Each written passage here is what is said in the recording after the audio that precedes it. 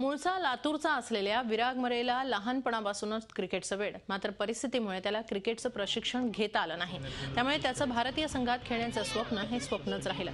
असं असलं तरी त्यानं हे स्वप्न विश्वविक्रम करून पूर्ण केलंय। विराग मरे यानं सलग 50 तास 4 मिनिट आणि 41 सेकंद बॅटिंग करून एक नवा विश्वविक्रम केलाय। हा विश्वविक्रम रचताना त्यानं जवळपास 2500 ओव्हर्स खेळून काढल्या। त्यात त्यानं 150 बॉलर्सचा सामना केला।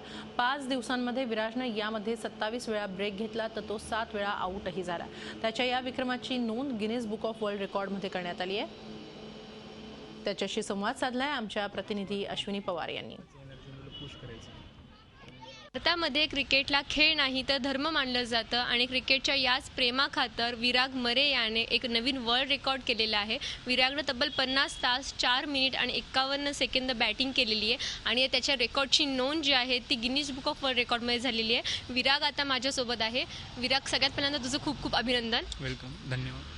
काय सांगशील तुझ्या वर्ल्ड रेकॉर्डबद्दल, म्हणजे काय ध्येय पुढे ठेवून आणि काय उद्दिष्ट ठेवून तू हे वर्ल्ड रेकॉर्ड केलेस? उद्दिष्ट करण्यामागे एकच होतं, क्रिकेटमध्ये करिअर आणि प्लॅटफॉर्म भेटावं। त्याच्यामागं मी जेव्हा करायचं ठरवलं तेव्हा माझे पुण्यातले मित्र मैत्रिणी, लातूरचे पण मित्र, क्लबचे पण काही खेळाडू यांनी खूप जेवढी मेहनत पाहिजे होती त्यांनी पण मेहनत घेतली। हे एकट्याचं यश नसून आईवडिलांचाही सहभाग आहे, मित्रमैत्रिणी परत लातूरचे मित्र, हे सर्वांमुळे शक्य झालं। त्याचा पण आनंद आहे की आपण जे मेहनत केली होती 2 वर्ष 3 वर्ष त्याची नक्कीच कुठेतरी नोंद झाली।